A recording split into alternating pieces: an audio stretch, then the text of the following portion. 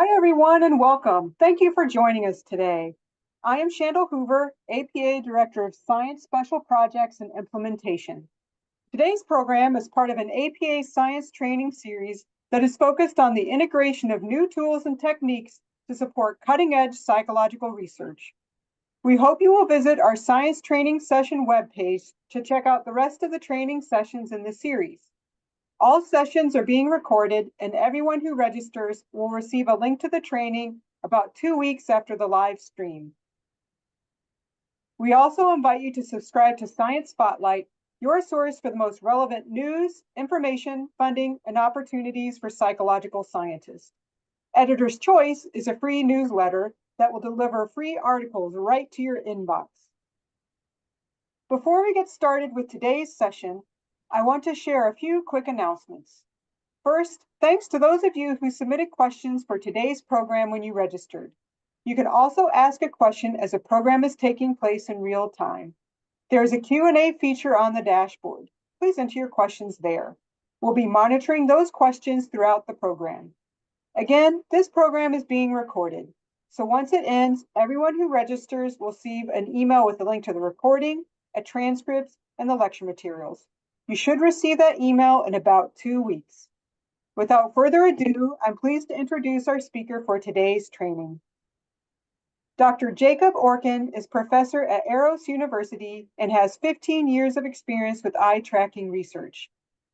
Professor Orkin has published empirical, theoretical, and methodological research on eye tracking methods and has been teaching about eye tracking methods for many years. Okay, thank you, Shandell. I'm going to share my slides. Thank you, everyone, for listening in today. I'm really happy about talking about eye tracking methods. So this is a topic that I truly care about, as probably figured, having worked with this for 15 years now. So I'm going to walk you through some basics of eye tracking. I know we have a pretty broad audience. I'm going to introduce you to eye tracking methods, but also to research design with eye tracking methods. Let me first give you a brief overview. So first, I will spend roughly 15 minutes talking about eye tracking. What is this method about?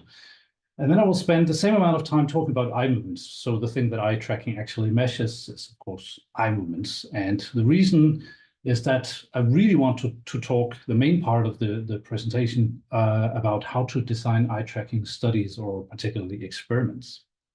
But in order to do that, we need to understand first what eye tracking is, and we need to understand what eye movements are and what guides eye movements. What do people look at, essentially, and why do we look at things? So in between that, I'll do a short Q&A session to give you a slight break. And if there's time at the very end, I'll do another Q&A. Can't promise that. We'll see how fast it goes with the presentation. So that's the outline. Let's jump into it. First of all, what is eye tracking? So eye tracking is essentially just a camera that's recording your eyes. So you could literally build your own eye tracker right now if you wanted to. All you need is essentially a camera, for instance, your webcam. And in fact, webcam eye tracking is becoming more and more common. So eye tracking is also becoming more and more ubiquitous. More and more people have access to it. It's becoming cheaper. But it works essentially like this. You have a camera and it's recording your eyes, or it's recording your face and creating an AI model of what you're looking at. And this is being sent to a computer, which is also storing information about perhaps what you're doing or what you're looking at. For instance, a scene camera pointing outwards. In many cases, we are just recording what's happening on the screen. And so we know where a person is looking at a screen, and we know what's being presented on that screen at the same time. So this gives rise to two data sources. First of all, we have something we call a scan path. This is basically your gaze on that screen, for instance. And we have data about the stimuli, whatever is being presented on the screen while you're doing your recording. But these two types of data, we need to somehow treat them in a specific way in order to make sense of them. And we need to understand a bit about that in order to understand how to work with eye tracking and design experiments for eye tracking. So first of all, the stimuli data basically is useful in order to draw something we call areas of interest. For short AOIs, we need some specific coordinates. Some softwares have tools where you don't need to program anything, so you can basically draw by hand. But the point is, when you have presented something on the screen, you are particularly interested in some part of that stimulus, and you want to define some particular area of interest. You're interested in that particular piece of the stimulus. And you basically draw these areas of interests, and you then combine this with the gaze data, scan path data, and then finally that allows you to perform some analysis of that eye tracking data. So what typically happens is that you would end up having to, in a way, discard a good deal of the data because it doesn't land within these AOIs. But that is quite common, in fact, and not a problem. So as I said, eye tracking is really just recording the eyes and creating a model of where you're looking on the screen, for instance, with a lot of trigonometry. There are different types of eye tracking these days. Mostly in research, people are probably working with remote eye tracking, perhaps mobile eye tracking, but virtual reality eye tracking is becoming a bigger thing, especially now that Apple has launched a new product. I'm sure it's going to be a much bigger thing even. And then we have also in more recent years something called webcam eye tracking, which is basically just eye tracking based on your webcam. So you could literally start doing eye tracking right now if you have a webcam. There are even some software providers that will allow you to do this online, so you don't have to install anything. You just go online and start doing your eye tracking. So of course, there's an important thing to understand here, which is that for some eye trackers, you have really high data quality, specifically for remote eye tracking and for virtual reality eye tracking. You really have great data, so you know precisely where people are looking. Whereas, for instance, mobile eye tracking, where people wear glasses, or for webcam eye tracking, you have a lot of noise, so you have lower data quality. So that means you can't be totally sure that just because you measured gaze in a particular point, that people actually looked at that location. Now that can be a problem, and I'm going to talk a little bit more about that in a few slides, but let's just look at some free tools. If you're actually interested in eye tracking, you haven't started yet, you can literally just get started today with these free tools like WebGazer. So that's basically webcam-based eye tracking. It's a free software. It requires a little bit of programming. And there were other free tools. So in our lab, we've developed a software package for eye tracking on scrollable websites. So you can use something like WebGazer in combination with this package in order to study, for instance, eye tracking on social media websites. There's softwares like CyclePy and R, of course, that are useful for building experiments and analyzing your data. And all of this is basically free. I put throughout the presentation, I put references below the images. And so some of these will basically back up the claims I make. And in this case, I also put references to a couple of articles where the authors are basically using these free tools and crafting some studies from that. So I encourage you to have a look at some of those papers. And you can see how to literally start with eye tracking, how to set that up.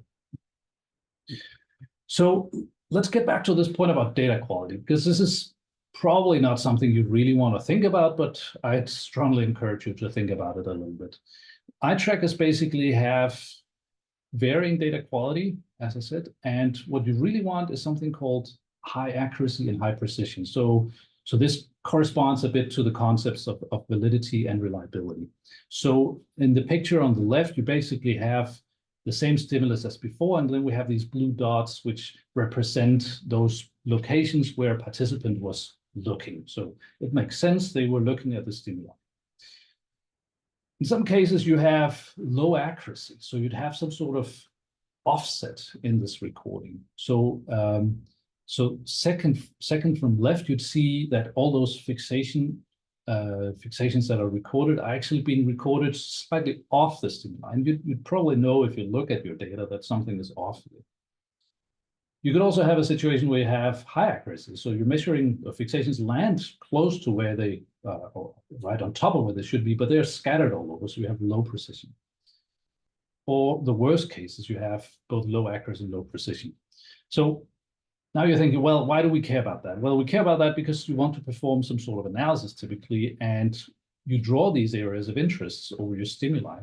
What happens is that if you have great data quality, then most fixations that you care about will land inside this area of interest. You'll be able to detect a difference if there is such a difference in the stimuli. But if the data quality is low, then fixations are not going to be recorded inside these areas of interest, and you may not be able to detect these differences. So worst case, you might end up not actually rejecting your null hypothesis if that's what you care about. And in fact, this is a ubiquitous issue that many researchers may not be aware of. But if you look across a lot of studies, so this is from a meta-analysis I published a few years ago, you'd actually see a correlation between the precision of the eye tracker. The higher it is, the worse it gets, and the effect sizes that people obtain in their studies. So basically, the worse the eye trackers, the smaller the effect sizes that people obtain in their studies. So this is of course, something we probably want to care about. Now, if you already have an eye tracker, or if you can't afford one of these high precision, high accuracy eye trackers, then there is still some workaround, and that's one important thing you want to take into account. You can still solve it somehow if you have low accuracy and low precision. So one solution could be, for instance, simply to increase those areas of interest, your AOIs. They must not overlap. That will create complications. But to some extent, that might solve some of the problem. If you can, then better yet, you take into account what kind of eye tracker you have when you design your study, and you create larger stimuli, and you separate the stimuli further, and you have these larger areas of interest as well. So if you do that, then you will still, even with a low data quality eye tracker, you would be able to capture most of these fixations on the stimuli where they should be.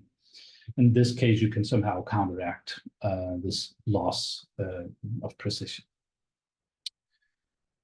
Another way is to simply think about what kind of eye tracker you need. So in this paper here, we published some years ago, we're basically calculating the minimum size of your stimuli given the type of eye tracker you had.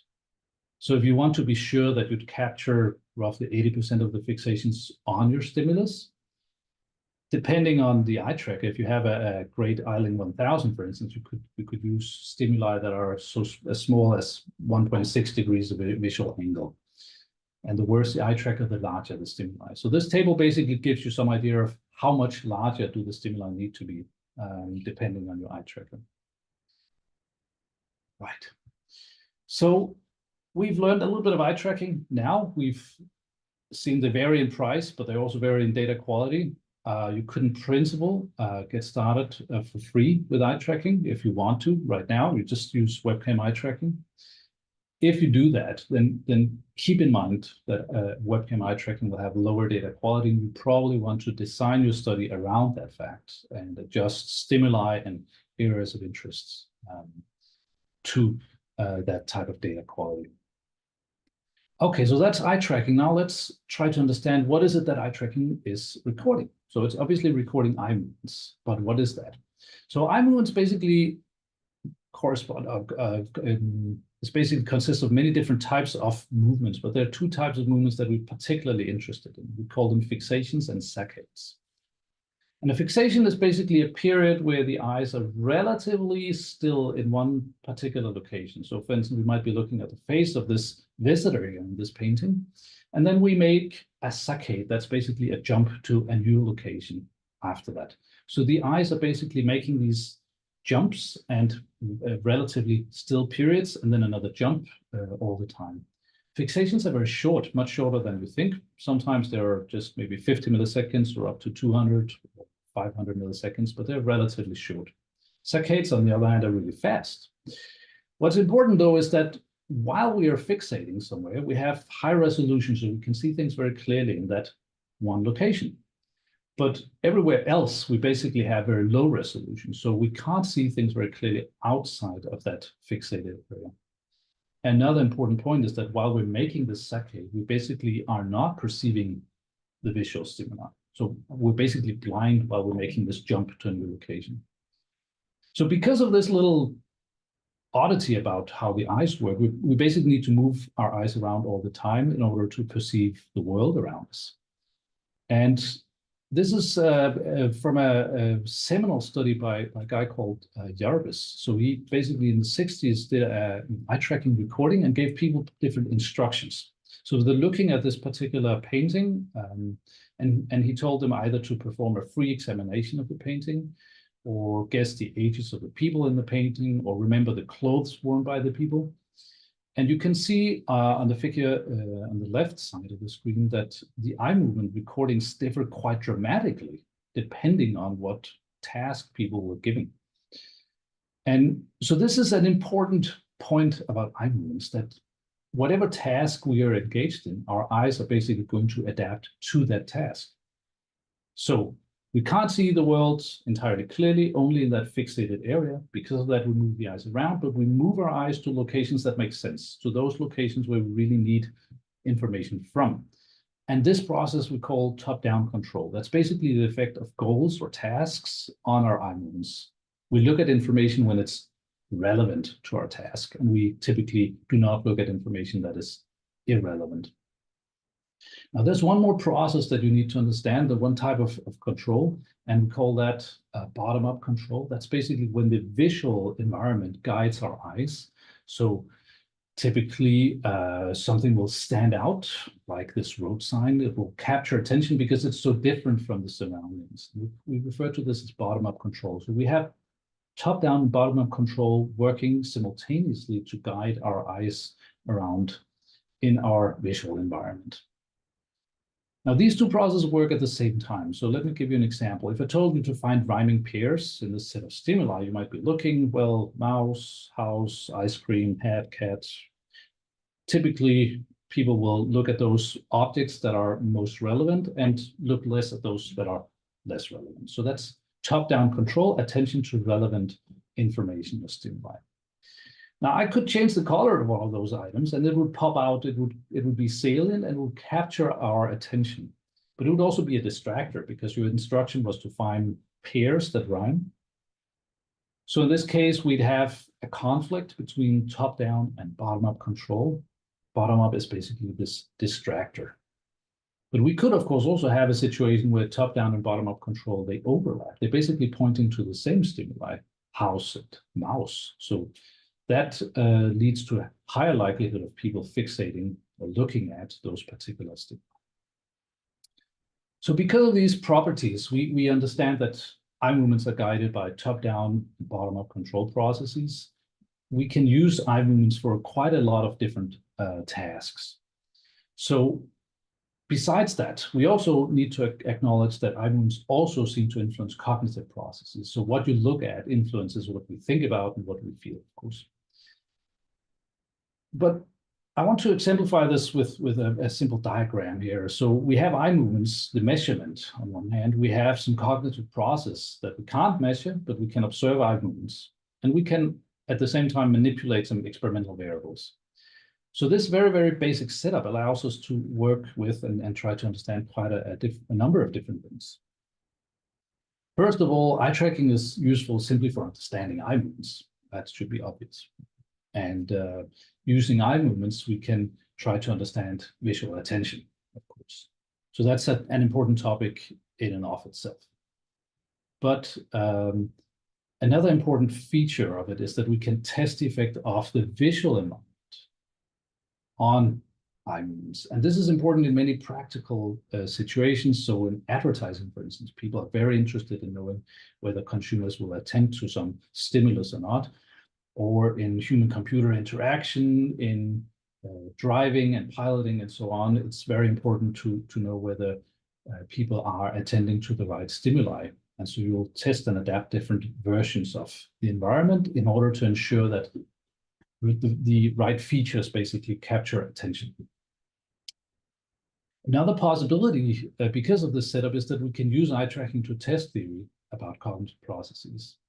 And throughout here, I'm putting some references to papers I think are particularly interesting and representative. And so some of these papers will basically give you some ideas of how to use eye tracking to to test specific hypotheses, for instance, from theories about risky decision-making in one case and about affective disorders in this meta-analysis.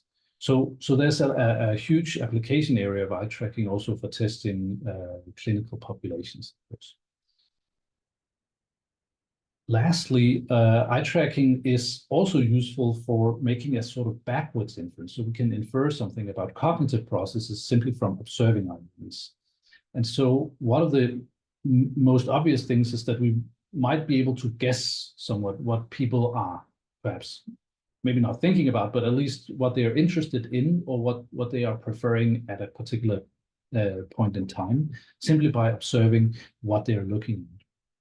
And so this paper here is also giving a nice example of how to use eye tracking and some of the complications in using eye tracking to make this type of backward inference. So eye tracking is basically useful for quite a number of things. And of course, the thing that we mostly probably want to study is attention or some higher order cognitive construct. And there's something important that's worth mentioning here. So you'd see in many papers that people will record eye movements using eye tracking, and they will more or less just refer to visual attention. So as if eye movements and visual attention are completely synonymous. That is not totally the case. It is pretty clear that eye movements and visual attention are closely connected. And sometimes you'd see a reference to something called the eye-mind assumption, which is basically the assumption that whatever you are gazing at any point in time is closely related to, there's no real lag between what you're gazing at and what you're cognitively processing. Now, there are many, many exceptions to this eye-mind assumption. So you cannot just assert this assumption and say, well, we measured eye movements and hence we've measured visual attention. It's not quite true. For instance, we know that people use their covert attention quite a lot. So even though I argued that you can mostly see things clearly in that point where you're fixating, let's say we are fixating on this person here, well, you can still perceive things in the periphery. And so you're, in a way, perceiving the periphery and getting ready for the next saccade while you're doing this fixation. So in a way, you are perceiving the surroundings at the same time. In fact, it turns out that people actually use this a lot more than, at least personally, I used to think. So in the last reference here, we basically performed a meta-analysis in some of our own eye tracking studies. We found that surprisingly participants in some of these lab studies were using covert attention much more than we thought they were doing.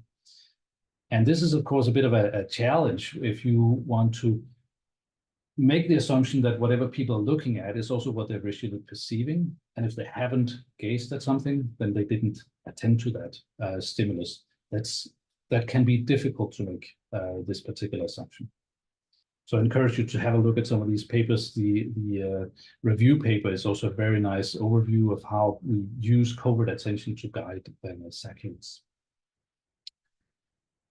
So some key points until now. I've outlined two main types of eye movements. We call them fixations and saccades.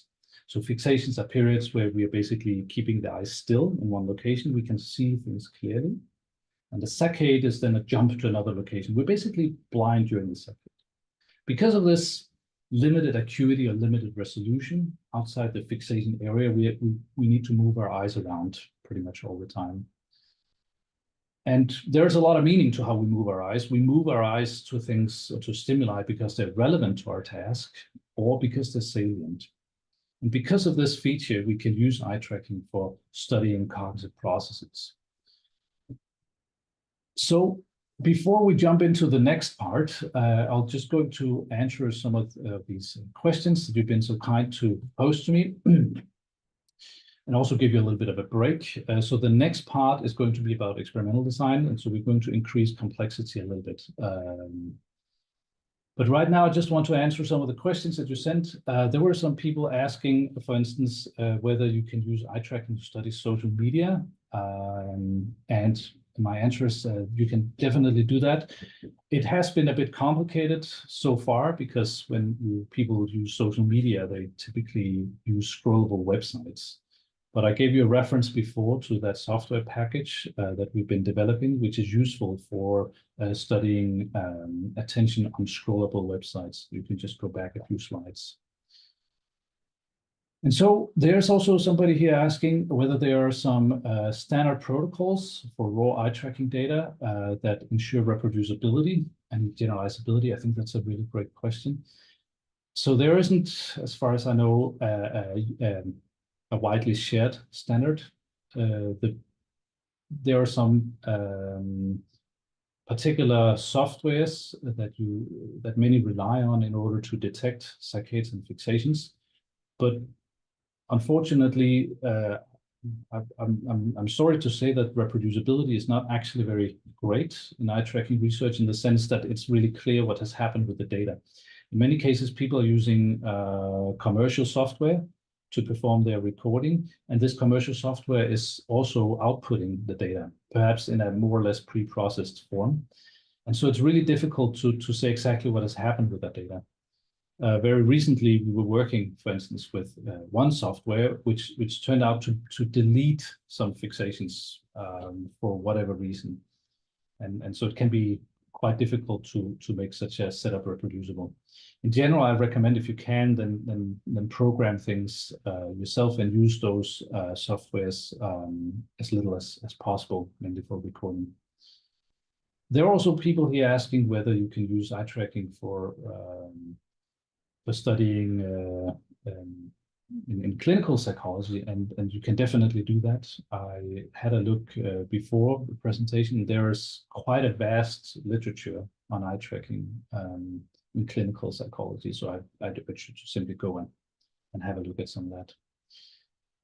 Another important question I saw was whether artificial intelligence is going to change the way we use eye tracking. And I think the answer is that it already has changed the way we use eye tracking, because webcam eye tracking is based on artificial intelligence. And one thing that I've seen lately is also companies are basically selling software solutions that claim to replace eye tracking with an AI model of what people will attend to. I have not seen any benchmarks of these softwares yet compared to actual eye tracking, except for the ones provided by the companies, but they might have a conflict of interest, of course. But I'm pretty confident that in the future this is a tool that will become more and more useful as the AI models get more and more data and trained better. So I think definitely the answer is yes. Eye tracking is changing. Eye tracking is becoming more widely available as well, simply because of this. Now, if there's time at the very end, I will come back to some of these questions and answers. And so please feel free to post more questions. For now, we're going to jump into the next part of the presentation. So I'm going to talk about design of eye tracking experiments. And so we got a little introduction to what eye tracking is, what it measures, and some of the potential applications of it. And so maybe you're wondering now, okay, sounds great. I want to go and design my first eye tracking study. How do I do that? Well, this part is going to be slightly more difficult. On one hand, I would say, well, it's great to focus on best practice. Best practice in this case would be, well, you need to know something about experimental design. You need to know about eye tracking methodology. You need to know something about eye movement research. And then, of course, you'd have to know something about your own domain where you want to apply eye tracking. So that's a lot of knowing in order to get started. On the other hand, you could also focus on some of the worst practice. And I published a couple of papers some years ago trying to sort out some of the most common pitfalls I can think of when people start out doing eye tracking, such as using a fixed exposure time, like letting participants look at a stimulus for a fixed amount of time. That can create some weird results. or having something I refer to as an idiosyncratic stimulus effect. That's when you basically do a recording on a single stimulus and extrapolate from that to a more wide set of stimuli.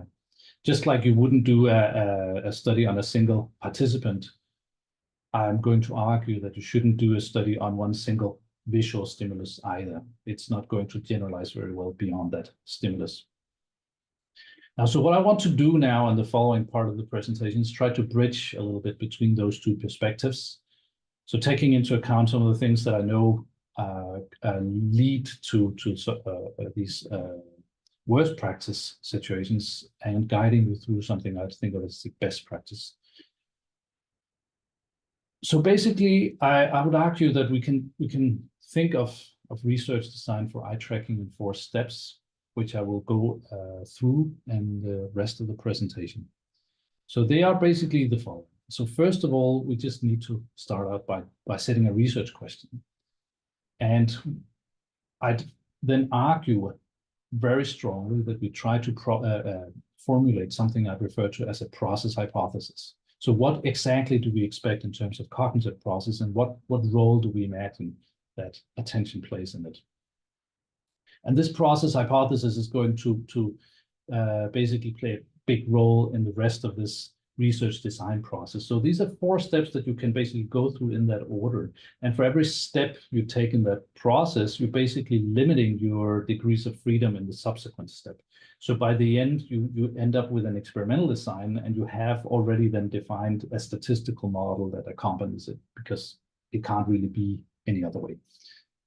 So the idea is basically starting out wide, and then we narrow in it to an experimental design and a statistical test. Of course, theory will play a big role in this. So what exactly is it that we think is going on? Once we've defined that, we need to talk about an operationalization. So how exactly do we get this research question into a concrete experimental paradigm? So that's a big question in and of itself.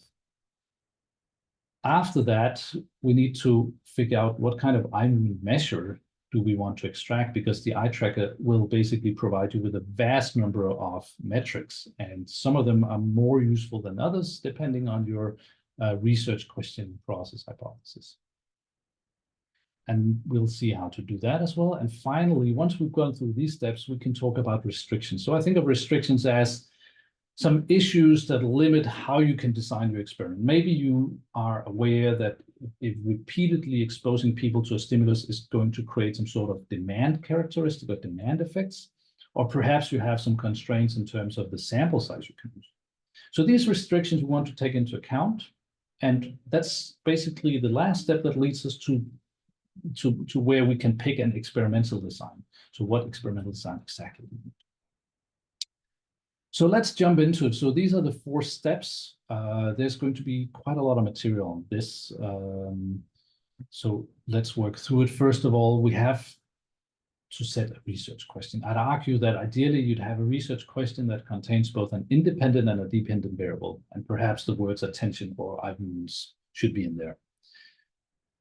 Very often, if I talk to people who are thinking of doing eye tracking, they might be saying something like, we'd like to study how people attend to X, Y, Z, some stimulus. That's totally fine. This could mean that actually you're interested in doing an observational study, but it could also suggest that maybe you just need to develop your hypothesis a bit further and think of why would some participant look at some stimulus in whichever condition. So I will give you examples throughout how to think about this. But first of all, research question, an independent and dependent variable, and something related to attention, obviously. Otherwise, we don't really need eye tracking. The research question is just the first part. And that leads us to this crucial step in this process, which is to ask ourselves, how do we envision the data generating process? What role do we think attention plays in this research question that we are interested in?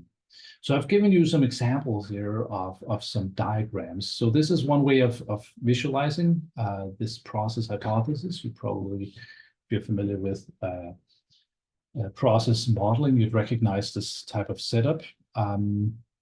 So in the simplest, number one, you just have some experimental paradigm and you have some assumption that it influences attention or eye movements. That's it. You don't really speculate about anything else. So that could be you're going to manipulate some feature in the visual environment and you will test whether that captures attention or not. So if you make that road sign in a different color, will drivers pay more or less attention to it? Another possibility is that you imagine that somewhere in between that link from the experimental paradigm to attention, there is a latent construct. So there's something happening. People may come to believe something. They might change their opinions. They might change their preferences. And this change in a cognitive process in this latent construct is what changes the eye movements. So the paradigm changes some sort of cognitive process, which then affects eye movements. So all sorts of scenarios are possible. This is not an exhaustive list. This is a very important point. I'm not trying to make an exhaustive list of process hypotheses here. I'm not sure I could. I'm just trying to give you some ideas of how to think about it. And you'll see later why I believe this is such a crucial step.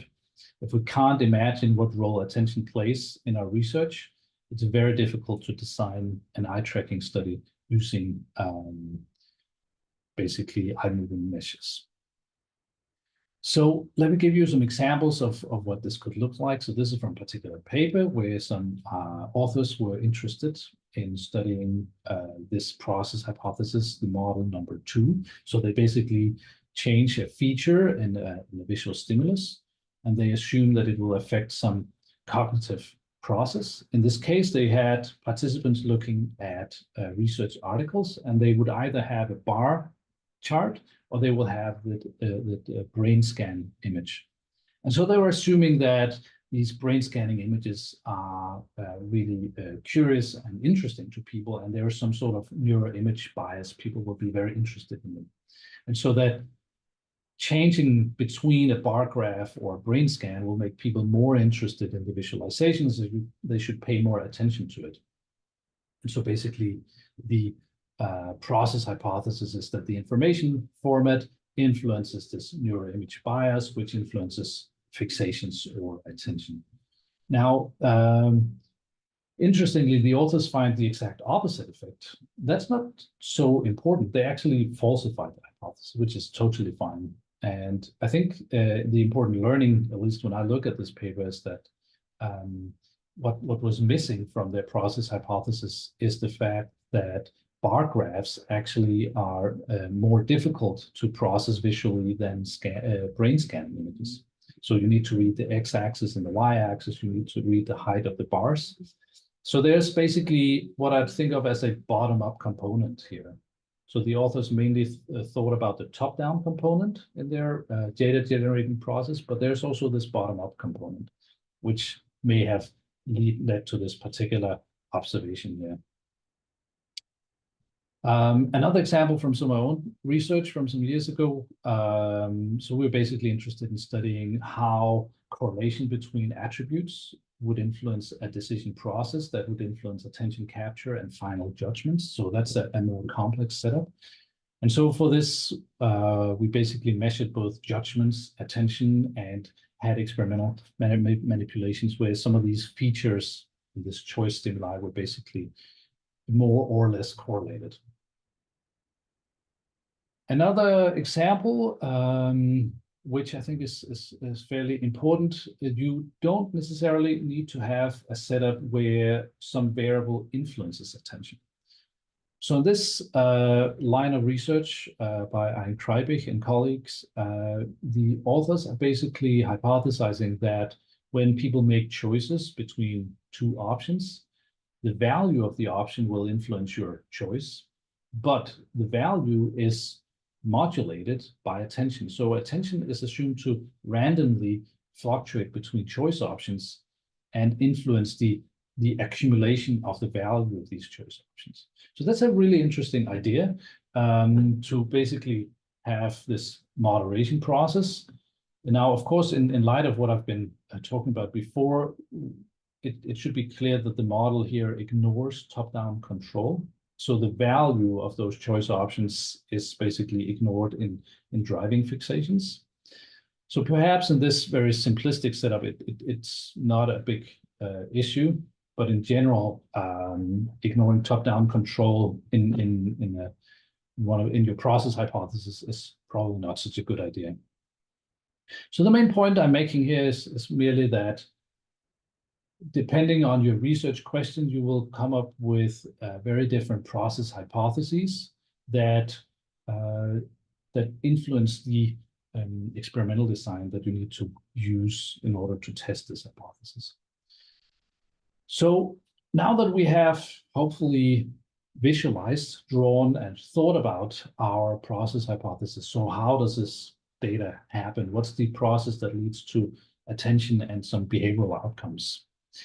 We need to think about how to operationalize that. And the operationalization is a pretty difficult step, because how do we really test such a process hypothesis? I mean, on one hand, we have this process hypothesis, and we also have some aims of the research. Maybe we want to test theories or inferments of processes. We want to balance internal and external validity. And then we need to balance these things to pick a concrete experimental paradigm. So we need to choose some visual stimuli. It could be artificially generated. It could be natural stimuli, real-world images. And we need to decide on some task that we want to give participants. And this is a very, very important part of your eye tracking experiment. Even if your task isn't part of the independent variable, you still need to give participants some task. And it can be very difficult to balance exactly what the task should be. Should it be very specific, or should it be a bit unspecific? Should you use deception or full information? You could also use incentives, rewarding participants, and use this as a way of achieving a particular task structure. So I'd encourage you to have a look at the eye tracking handbook. So that contains a great overview of how to think about selecting visual stimuli and how to set the task. But I am going to dig deeper into this right now, of course, just to give you the specific understanding. To operationalize your process hypothesis, we need to choose the visual stimuli and we need to set a task. So I'm going to work with an applied example here. So I'm going to assume that we are interested in how online choice architecture, so basically how companies guide, or you might even say manipulate consumers in an online context by using different claims. So for instance, on this website here, you'd see that one of those flight options has a claim saying last ticket. So that's called a scarcity claim. That's basically shown or demonstrated to influence people's preferences. So we prefer things when they're scarce, even if that is really not actually the last ticket. Just reading that would make people prefer that connection a bit more, presumably. Let's say we have a process hypothesis, which is that when a company uses these scarcity claims, uses these manipulation techniques, it attracts people's attention, and the claim together influence people's choice behavior, so the outcome. We're going to apply this on a live website, but it will be a hypothetical choice. So we've set visual stimuli and a task. So we're not quite done yet. In fact, far from it, because now we need to think about how do we want to define our areas of interest. And this is an absolutely crucial part of eye tracking research. So you can do eye tracking without areas of interest, but most eye tracking relies on areas of interest. So I'd also suggest, if you are starting out with eye tracking or maybe just continuing with it, still stay in the domains of using areas of interest. I'm not going to dig into alternative methods in this presentation. So an area of interest, as I said, basically defines the area on the stimulus that you're interested in, and you will measure eye movements only within that area. Now, what's so important about AOIs is that they're really a part of your hypothesis. So for instance, in this example with the scarcity claim, we could draw an area of interest around that claim, that red text there. But we could also draw an area of interest around the entire connection, the entire choice option. And those two AOIs are very different. And so the research question that we're testing is also different. And the process hypotheses that correspond to them are different. So you really need to think about at this stage, if you have a process hypothesis, whether you have a process hypothesis, then exactly attention to what is it that you're interested in. Is it the claim itself or here, or is it the entire choice option? So this is an important thing you need to choose at this stage, basically.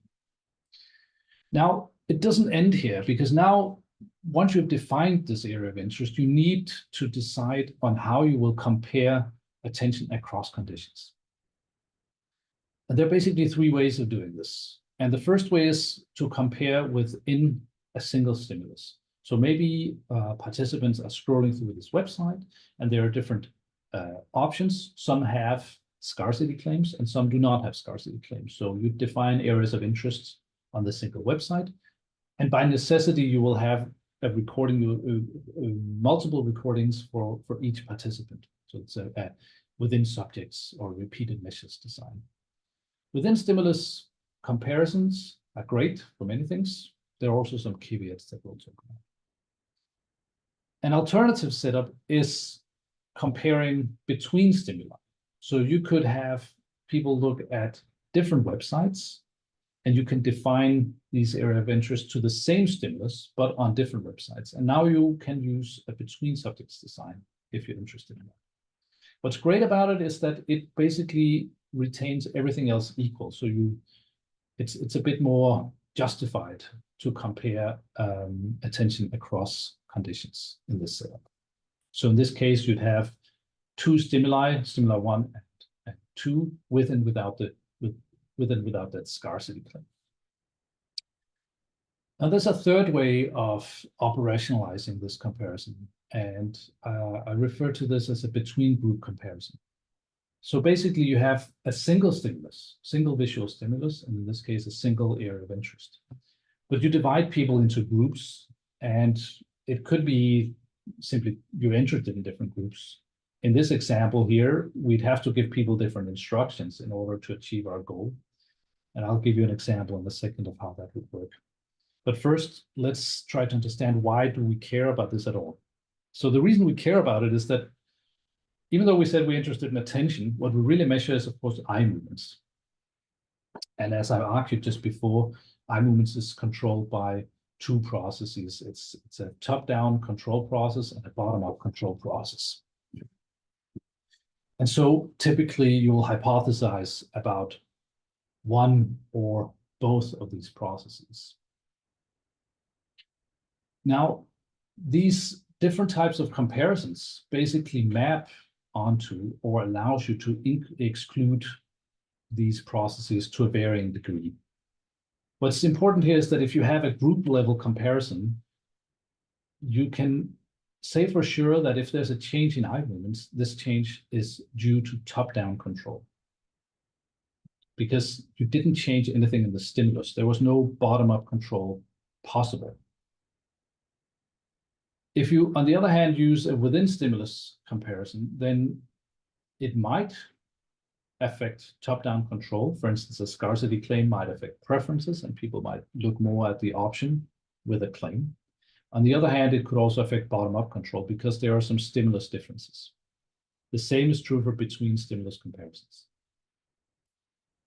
So basically, whatever process you're more interested in, you need to carefully speculate about how are you comparing these areas of interest. Is it within a stimulus, or is it between stimuli, or is it at this group level? Now, there isn't really a right or wrong here. None of these are right or wrong. It's merely the question of what is your process hypothesis and how does it match with a particular comparison type that you're using. That's the key thing that you need to keep in mind here. So let's look at an example. So if we go with this within stimulus operationalization, so we have areas of interest on the same stimulus, and each participant will have the chance to gaze at both. Well, then our assumption is that the scarcity claim will increase the preference for the option with the claim. So that's a top-down control process. So the claim increases my preference, my liking, and that increases my attention to that choice option.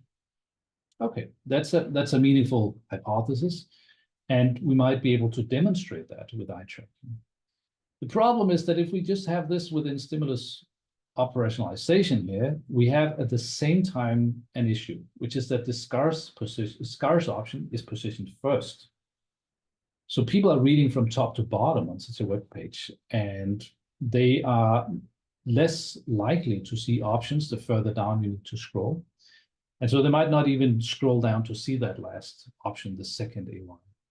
So this creates a bottom-up control process that basically also affects eye movements at the same time.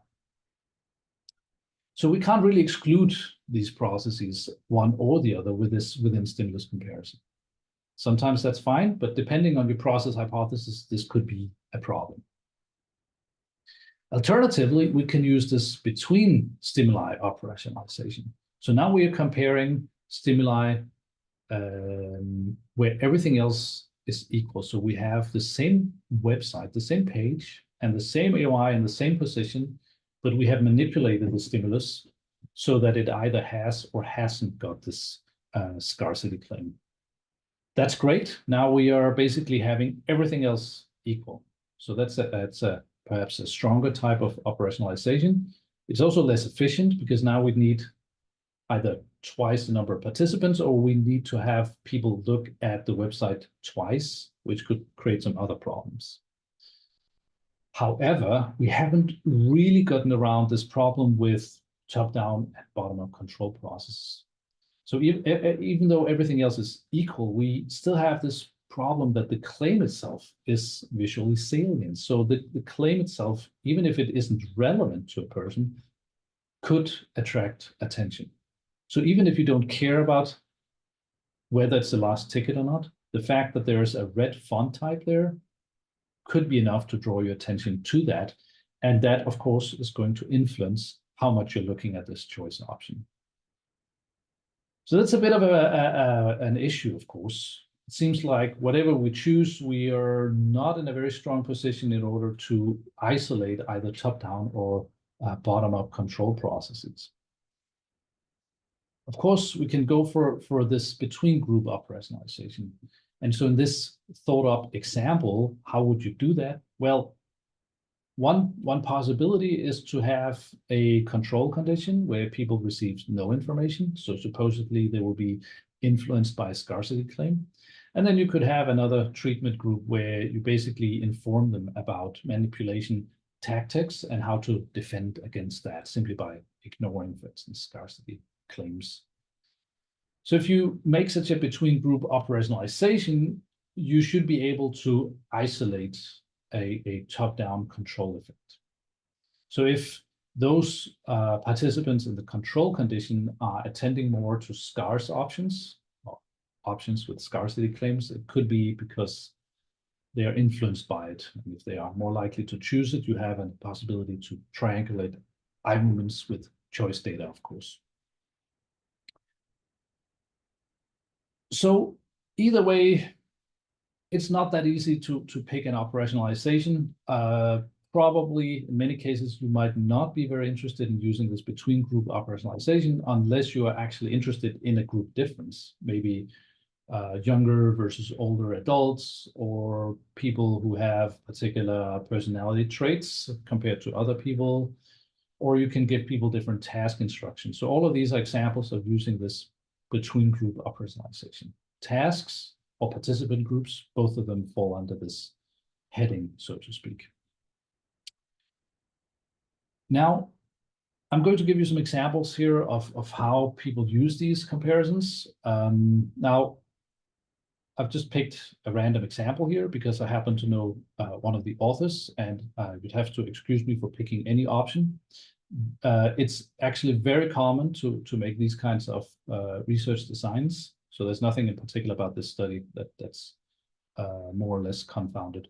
But I will nevertheless argue that in this particular research, the authors are trying to understand whether people attend more to healthy or unhealthy foods. And they have this one stimulus that they present to their participants. It's basically a lunch menu, and the participants are asked to pick one choice option here. And they have all the healthy options on the left side of the menu, and all the unhealthy options on the right side of the menu. And there's a huge confound in the study, which is that people have a tendency to read left to right. And even if you are not influenced by reading precision, we still have a leftward bias in our visual attention. So no matter what, I would expect the AY on the left to receive more fixations, regardless of whether it's healthy or unhealthy foods. And then there's another challenge here, which is that the particular images that the authors picked could also be somewhat confounded. Perhaps they are not exactly matched in terms of salience and luminance and complexity and so on. So such a within stimulus comparison is pretty complicated. It's very difficult really to say, well, why would people attend more to healthy or unhealthy foods? Well, is it really because they care about healthy foods, or is it just this particular stimulus that drives attention to the healthy foods? So this is a case of what I think of as an idiosyncratic stimulus effect. Whatever the authors find is very difficult to generalize beyond this one stimulus. And I just want to repeat, there's nothing particular about this study. So many studies that I see are published using a single stimulus. And of course, they have a participant sample, which is adequate and statistically powered to detect an effect. But still, many authors, a lot of research is being performed where eye tracking research is basically testing one single visual stimulus. I think it should be, hopefully from this example, obvious that you cannot generalize beyond that one stimulus. And furthermore, you might be in a situation where you have actually confounded your insights regarding whether there is a top-down or a bottom-up control process. So attention to healthy, unhealthy foods is a top-down control process. But the left-right position bias is a bottom-up process, which is confounding the results of this study. In this study, the authors also have a between stimuli comparison. So they have another condition where they put a human face on the menu. And so they hypothesize that putting a face there might change attention to healthy foods or unhealthy foods. Now, the same actually goes here. So this is a different type of comparison. Here, the authors are comparing AY 1.1 to AY 2.1 and AY 1.2 to AY 2.2. So it's still healthy foods to healthy foods and unhealthy to unhealthy, but in two different conditions in this between stimuli comparison. But still, there's a challenge here. I would argue that in this context, this comparison is potentially confounded because the relative salience of the stimuli could have changed by adding this face to one of the stimuli. This face could have, for instance, changed the strength of the left-right attention bias. Perhaps it's less strong when there's a stimulus in the middle. So whatever results the authors obtain from that, it can be a little bit complicated to argue that it's really a top-down control process because you see a face, you change some goals, and therefore you attend more to healthy foods.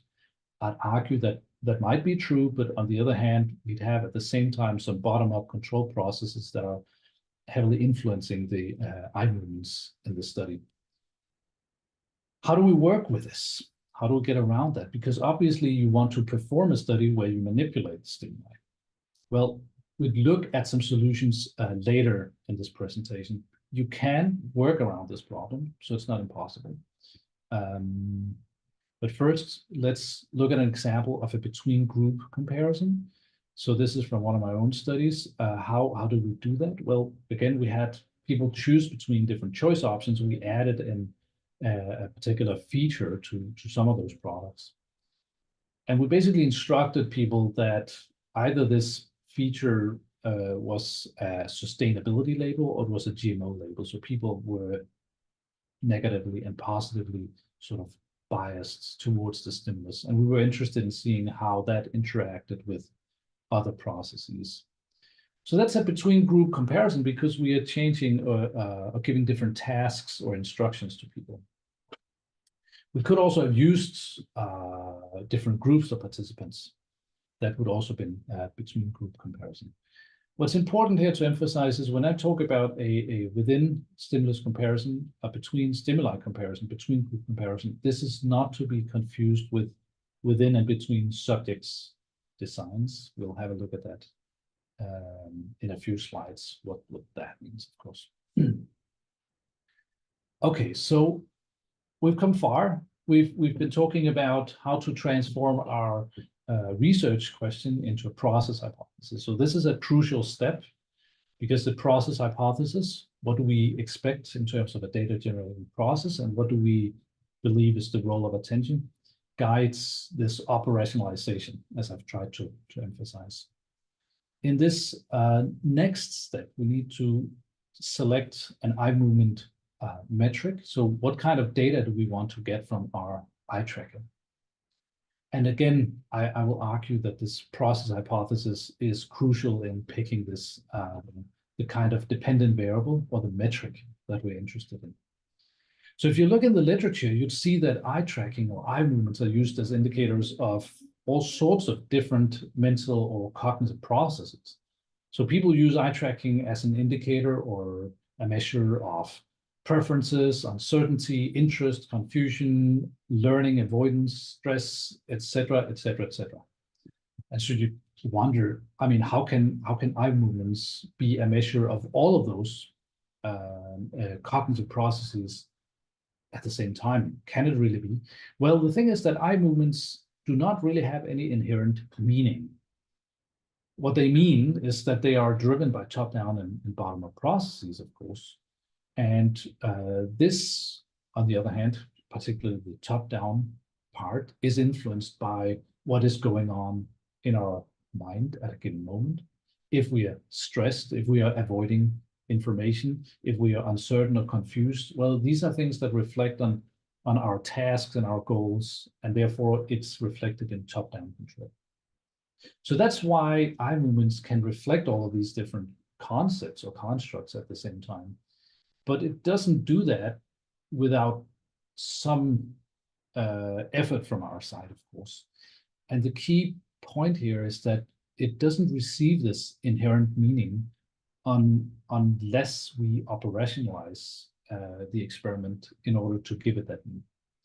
And so I gave you that example before with how we use group level within stimulus and between stimuli comparisons, and how these different mechanisms can, or comparison types, either can isolate top-down or bottom-up control processes or not. And so the point I'm trying to make here is that the operationalization, how we compare between different AMIs, for instance, already provides some type of meaning to the eye movement metrics that we can extract from the eye tracking. So basically, the operationalization is what gives meaning to the eye tracking data set, but not only that, of course, and that's why we need to think a little bit about what kind of eye tracking metrics we want to select. So how do we then do it? So I argue that we can basically do it in 3 steps. The first, well, actually the fourth step is to decide which areas of interests you're interested in. But if we're following this stepwise process, then at this stage, we've already decided on the areas of interest. So that's already done. So now what we need to do is basically think about the eye movement scan path. So basically, how do we envision that people are going to look at our stimulus? So you can either literally draw by hand, or you can try to simulate with some programming how you imagine that people are going to look at your stimulus. I'd argue that you don't need to make this more complicated, so simply draw your stimuli and draw the scan path on your stimuli. Then you need to relate this eye movement scan path to a process hypothesis and see what part of that scan path do you think reflects the process hypothesis best. How can you falsify it? And then you choose, of all the possible metrics, the one that is best at falsifying the process hypothesis. So let's try to look at this through examples. So here's just an example of some stimuli. Let's say we are interested in studying how people choose between these different travel destinations. And you see some of them stand out. Of course, it's more visually salient. Let's draw some arbitrary visual scan path on top of it. So we imagine people start looking top left corner, and then they make a saccade to Rome, to that destination. Then they make a horizontal saccade to Faro, etc., and they look around. So the circles represent fixations, and the lines represent saccades, these jumps between fixations. And the one with the dotted line around it is the last fixation, also the chosen option. So that's just one scan path that we can imagine. We can draw that on the stimulus, and now let's think about what does that mean? Well, where are our areas of interest? Well, basically, we've decided to draw an area of interest around each of those choice options. So now we can basically think of those fixations or that scan path in terms of those areas of interests. So if we represent it slightly differently, we'd see now the fixations are represented on this line here, with the first fixation being in AOI number 1, being a relatively short fixation, followed by a long fixation on AOI number 5, then 2 fixations in AOI number 7, etc. And then finishing with looking back at AOI number 7. We have this hypothesis that relevance, so the more relevant travel destinations are going to drive our attention, basically a top-down control process. And we also think that relevance is going to drive the choice. So people will pick a relevant travel destination. Not surprising hypothesis, but we have a hypothesis, and now we want to test that hypothesis with some eye movement metric. So let's think about this particular scan path. People are fixating at these choice options. And why do they fixate at the top left corner? Well, it could be because you have some reading habits that drive attention capture, or it could be that it's simply more relevant. So the first thing we look at, or the order in which we look at things, could be driven by habits or decision processes. The second point is that the size of those circles, so how long you're looking at something, the fixation duration, is probably driven by relevance. So we know that the more relevant things are, the longer you tend to fixate them. But relevance could also drive repeat fixations. So for instance, we see that this participant, or we imagine this participant looking at AOI number 7 2 times, so 2 fixations. We know that people tend to fixate more or multiple times on things when they're relevant. And the person also returns to that area of interest. So basically a revisit to that AOI. And that we also know is highly related to relevance. So we revisit things when they're relevant. Now, so there are different aspects. We could look at the order in which things are fixated. They're relevant to top-down control and relevance. We could look at the duration of fixations. We could look at repeat fixations, or we could look at revisits. So there are different metrics we could choose, basically looking at the scan path. However, at the same time, we also must understand that the bottom-up control process drives the scan path at the same time. So it could be that this person looked at AOI 1 because it's salient. So that's bottom-up process. We also know that the complexity of stimuli drive fixation duration. So the more complex, the longer time we look at something. So we can't really disentangle whether fixation duration, the length of a duration, is really due to relevance or due to complexity, unless we have somehow manipulated that. We also know that the layout drives saccade directions. So if we have a very horizontal layout, people are going to have more horizontal saccades. So some of these metrics are basically not really great in terms of isolating top-down control, but some of them are better than others. And for instance, the number of repeat fixations or revisits seem to be more relevant because it doesn't seem very obvious that top or bottom-up processes would drive the number of repeat fixations. So in order to test this process hypothesis, we might decide to go for something like fixation count, simply the number of times that a person fixates within an area of interest. So that might be useful in order to isolate this top-down process, whether relevance drives attention and whether that drives choice.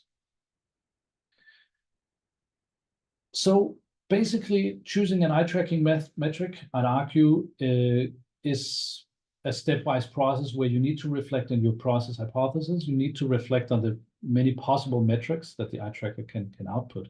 But the best way to do that is simply to envision, or maybe even to do a few pilot tests to see what the eye movements look like, and then try to see from the scan path, what part do you envision is more related to top-down control and can be isolated from bottom-up control. Then pick a metric that better reflects that. Right. So we've come to the last part of this design, and here's where it gets a little bit more tricky. So we have so far we've realized we need a research question. We translate research question into process hypothesis. We use this process hypothesis to operationalize our experiment. So basically deciding on visual stimuli, deciding on the task, deciding what kind of comparison type we want. Are the AOIs to be compared within the stimulus or between stimuli, etc. And we chose an eye tracking metric. So now the last stage, I would say, in this process is basically thinking about any additional restrictions that we might have before we decide on an experimental design. And these restrictions are, first, for instance, the comparison type. So how do we operationalize the AOIs? Is it within stimulus? Well, if it is, then that forces us to use a within subjects experimental design. We might also have issues with idiosyncratic stimulus effects that we want to get rid of. So that's a challenge that we can think of how to deal with using experimental principles. We might have issues or concerns about possible learning or demand effects. And then, of course, typically we have some constraints on the sample size that we can use. We cannot recruit an unlimited number of participants in order to test our hypotheses.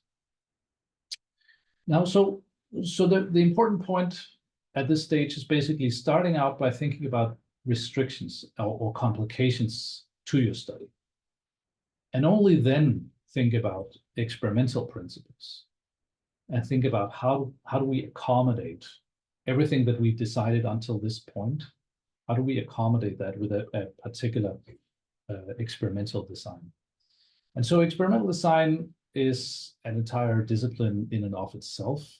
It's taught very differently in psychology and, for instance, in engineering. So my impression is that in engineering, you talk more about design of experiments from the perspective of using blocking, for instance, and how to use randomization in different ways. And in psychology, we don't typically talk much about blocking. So a quick word on that. What is blocking? Well, blocking is essentially a way of grouping units within your experiment that are similar in some way. And blocking is extremely useful in order to reduce potential confounding factors in your experiment. And I think one of the reasons why we don't talk much about it in psychology is that sometimes, or very often, we have the possibility to design these within subjects studies where everybody gets to see all conditions in the experiment. And so you don't need to think much about blocking in such a scenario. But I'm going to talk a lot about that in the next couple of slides. I think it's a very important principle in eye tracking research when we do eye tracking in a more or less applied context. Other experimental principles that you probably know of is, of course, randomization and the factorial principle, and you probably have heard of within and between subjects designs. So we can use, there are, of course, many more important concepts and principles in experimental design that you can use. But these are some that I just want to touch on here. So let's just see, how do these things talk together? Let's say we decided to use a within stimulus comparison. That immediately restricts us to a specific experimental design, which is a within subjects design. And I also argued that this creates a problem with idiosyncratic stimulus effects.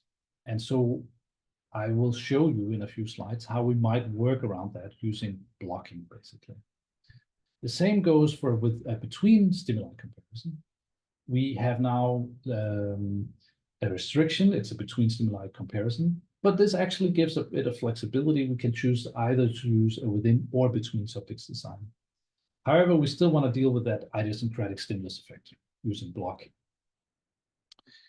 So let's look at experimental design. So what are they, or how do they work? In this case, we have now expanded our example, our applied example a little bit. So we have this website, and there might be some scarcity claims. So we call that a scarcity condition. Maybe we have added a social proof condition. Maybe we imagine that the website has some claims about whether other people like this connection or not. And then we have a control condition. So we have options without any claims. Now, for within subjects designs, we'd have participants, P1, 2, and 3, see each of those 3 conditions for this one stimulus. And here it's important to realize that within subjects design and within and between stimuli comparisons are 2 different things. They, of course, I mean, they limit, one limits the other, but these are different concepts.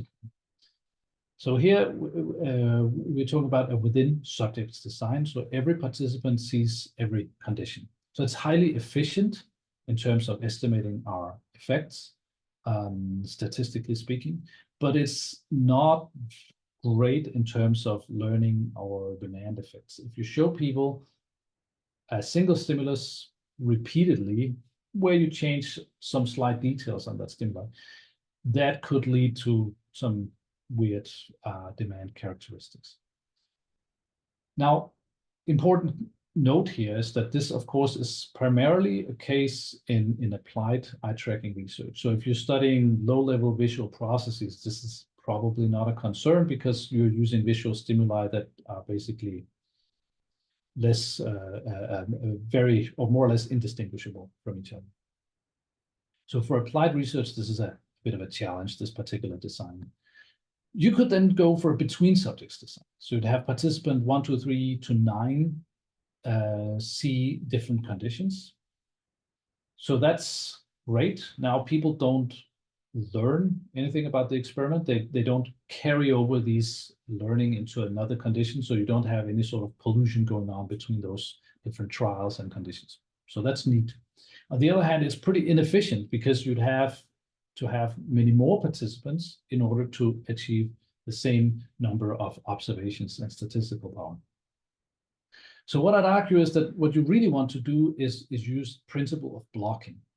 And so rather than just use a single website, in this example here, we could have 3 or more websites where we manipulate the same independent variables. So we still have a scarcity, a social proof, and a control condition. And we have that for each of those different blocks. Basically, website 1, 2, and 3 are different blocks. They're referred to as blocks.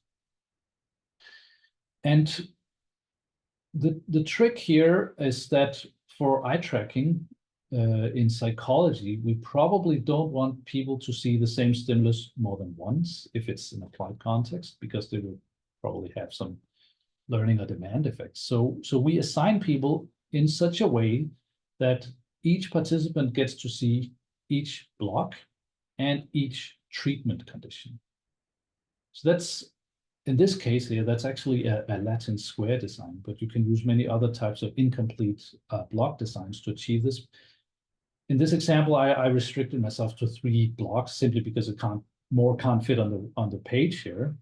In many of my own experiments, we'd have many more blocks in order to increase the number of observations and the precision of the estimates.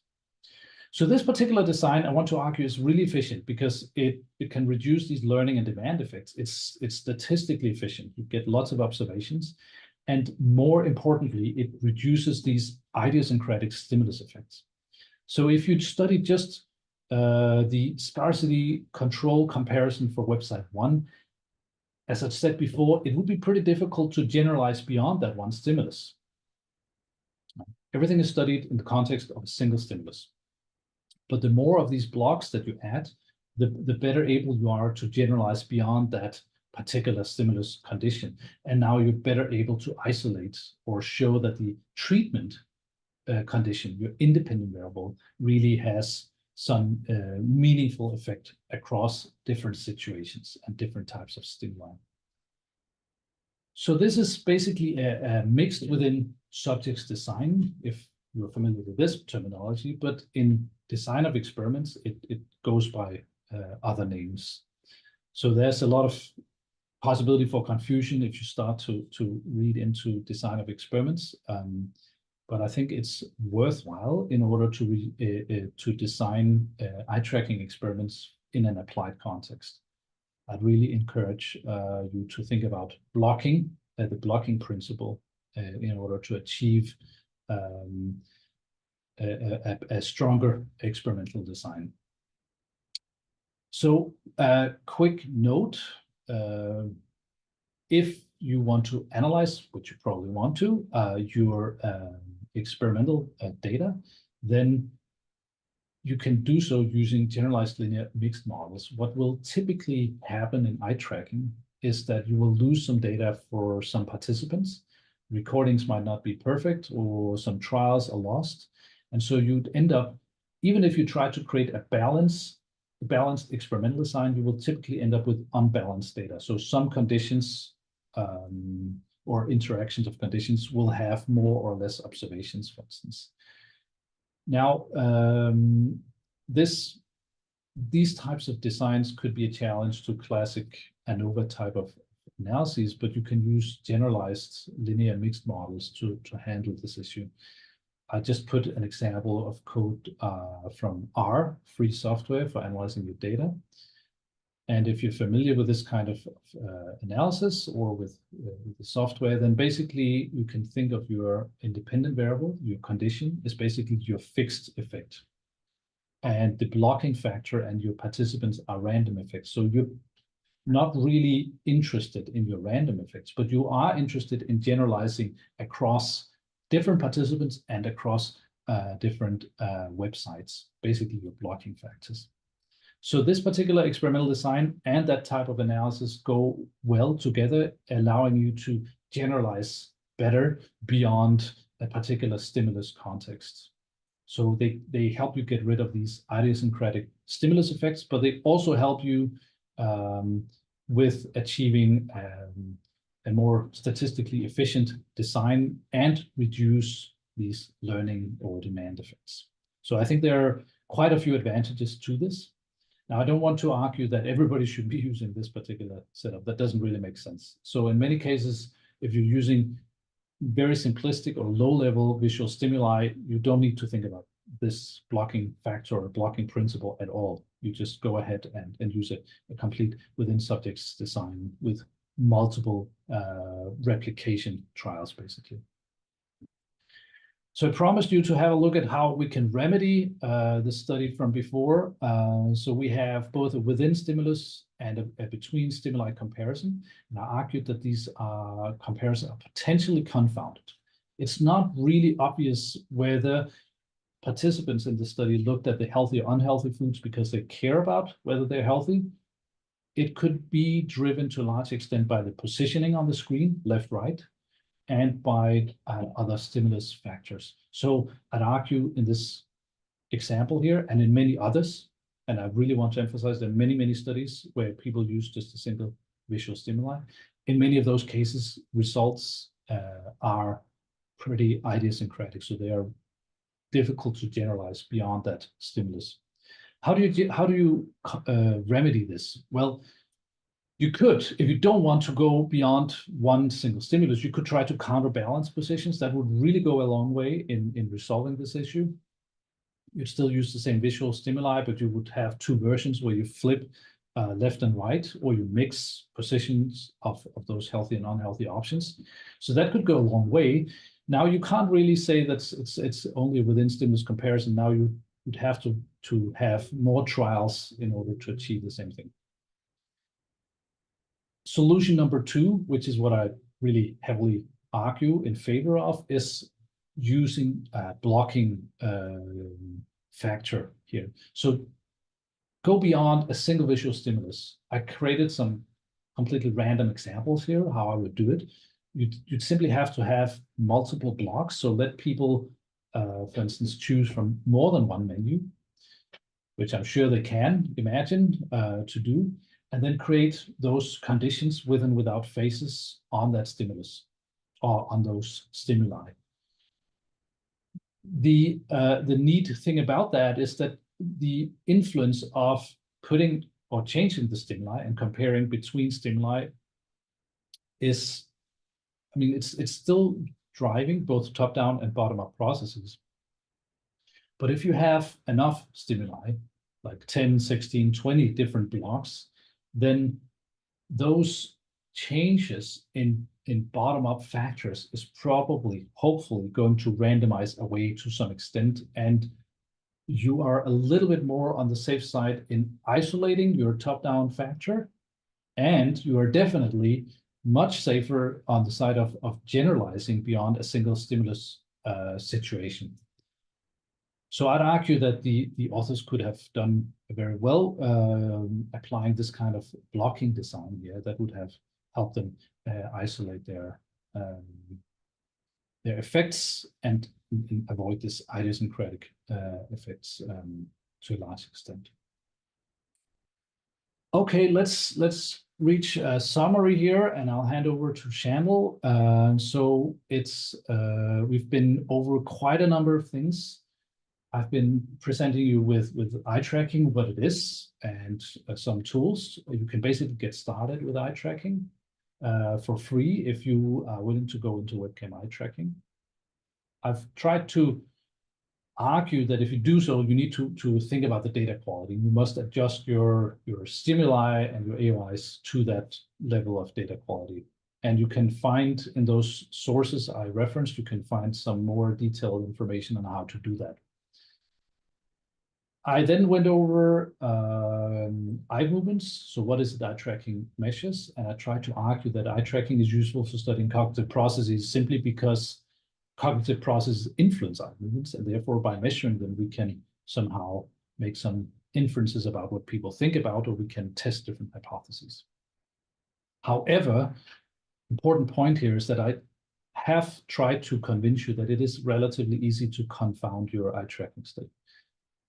And to avoid that, hopefully, following these steps will be able, you would be able to avoid some of those common pitfalls in designing your eye tracking studies. The crucial point here, and I don't think I can emphasize this enough, is that you need to have a very precise idea what you mean by attention. What's the role of attention in your process hypothesis? And even if you don't have, if you start out not thinking about having a very clear hypothesis in the sense of testing hypothesis H1, H2, H3, well, it's not quite what I'm talking about here. I'm talking about a process hypothesis as a bigger picture idea of the data generating process. I'd strongly encourage you to think about that and follow these steps, because if you can visualize or imagine this process hypothesis, then that basically helps you to determine the concrete operationalization, the choice of eye tracking metrics, and the experimental design that you want to use in your study. So those are the words. I want to thank you all for your attention and wish you all good luck with eye tracking research if you wish to go into that. I'm going to hand over to Shandal. Thanks, Dr. Orkin. We really appreciate your presentation today. We appreciate everyone who submitted fantastic questions and for being here. You should receive a 1-minute survey to complete after today's broadcast. We value your feedback. Many of the topics that we have explored in the series this fall came directly from that survey.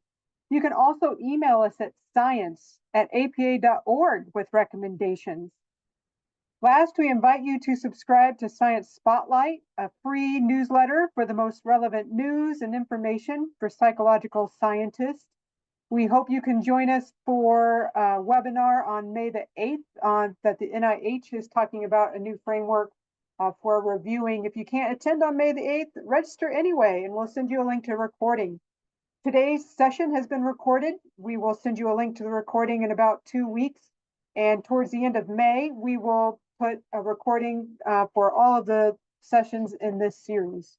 Again, thanks for your time, and we hope to see you at future events. Thanks so much. Bye.